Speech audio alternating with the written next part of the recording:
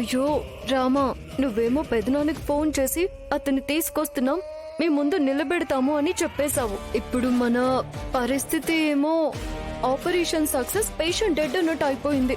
ఇప్పుడు పెదనానికి ఏం చెప్పాలి? ఆ రాక్షసి కన్న తండ్రిని నీళ్లలోకి తోసేసి చంపేస్తుందని అసలు నేను ఊహించనే లేదు. దాని కన్న పాపానికి ఆయనకి పడ్డ శిక్షలా ఉంది. దాని పెళ్లి కోసం తండ్రి చేతే చావు నాటకం ఆడించింది. అప్పుడే మత్తు మందు పెట్టి ఆయన్ని చంపాలని చూసింది. అది దొరికిపోయే పరిస్థితి వచ్చినప్పుడు ఏం చేయడానికైనా వెనకాడదు. ఇప్పుడు మనం ఏం చేద్దాం ఆద్య? జరిగిందేదో జరిగిపోయింది. ఇప్పుడు వాళ్ళని ఎలా మేనేజ్ చేయాలో చూద్దాం.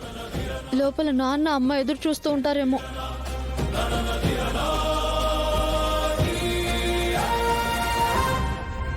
మనం కన్నది కూతుర్నైనా మగాళ్లకి ధీటుగా నిలబడి వాళ్లతో పోరాడి ఆద్యని రక్షించడమే కాకుండా తనని బంధించిన వాణ్ణి కూడా ఈడ్చుకొస్తుంది చూడు. ఇలాంటి కూతురుకి తండ్రినైనందుకు చాలా గర్వంగా ఉంది జానకి. ఆద్య రామ ఇద్దరూ కలిసున్నంత వరకు వాళ్ళని ఎవ్వరూ ఏమీ చేయలేరండి. వీళ్ళు మన గురించి చాలా ఊహించుకుంటున్నారు ఆద్య. ఇప్పుడెలా? చూసావా, నన్ను కన్నందుకు గర్వపడుతున్నారు. ఇప్పుడు అతన్ని తీసుకురాలేదని తెలిస్తే నాన్న దృష్టిలో నేనేమైపోతాను? ఓ, నాకు అదే టెన్షన్ గా ఉంది. ఇప్పుడేం చేద్దాం? ఏం చేయాలో ఏంటో. ఆద్య, ఐడియా. ఏంటది? ఇప్పుడు మనం వెళ్ళి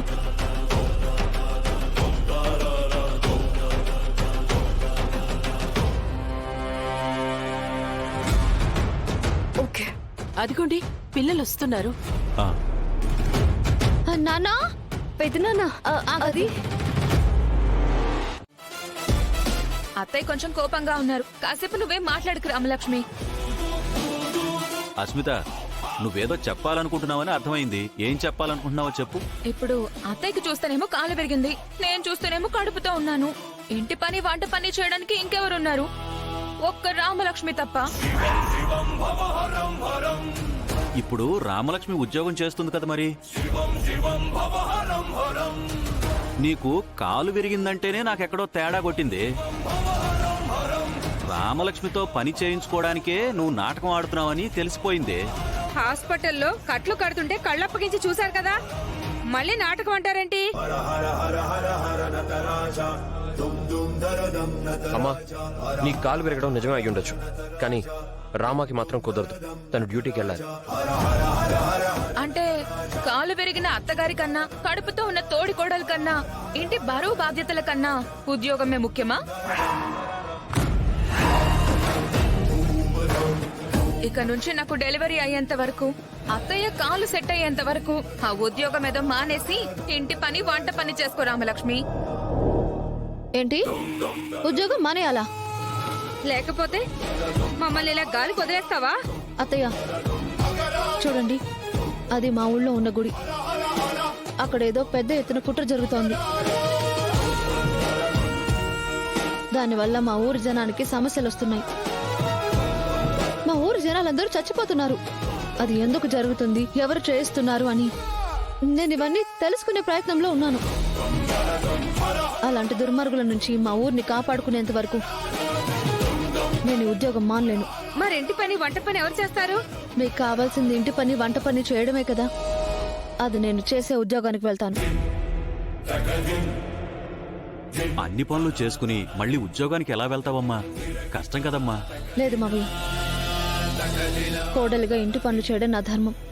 అలాగే ఆఫీసర్గా గుడిని కాపాడుకోవడం కూడా నా ధర్మమే కదా. రెండు బాధ్యతలు నేను నిర్వర్తించాల్సిందే మావయ్య.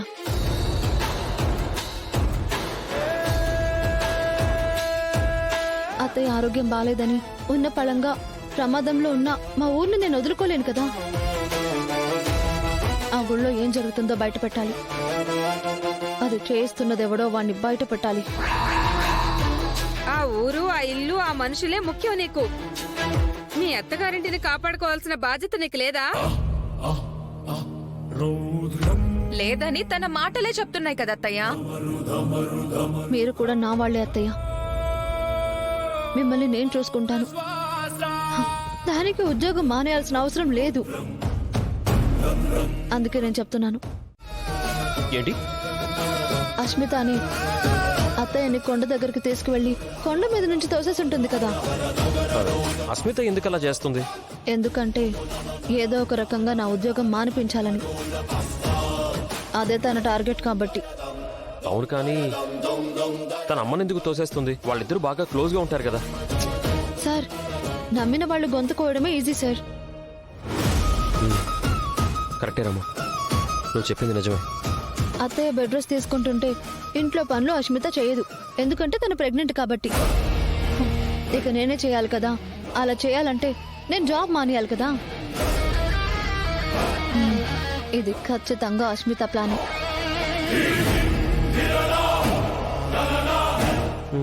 సరే, ఇప్పుడు అస్మిత సంగతి వదిలే, నా సంగతి ఏంటి? ఏ మీకేమైంది?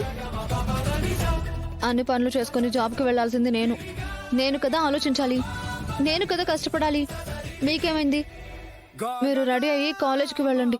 అలా కాదు, నువ్వే ఇంట్లో ఉన్నంతసేపు ఇంటి పనులు అంటావు, బయటికి వెళ్తే ఆఫీస్ అంటావు, మధ్యలో నా గురించి పట్టించుకోవా?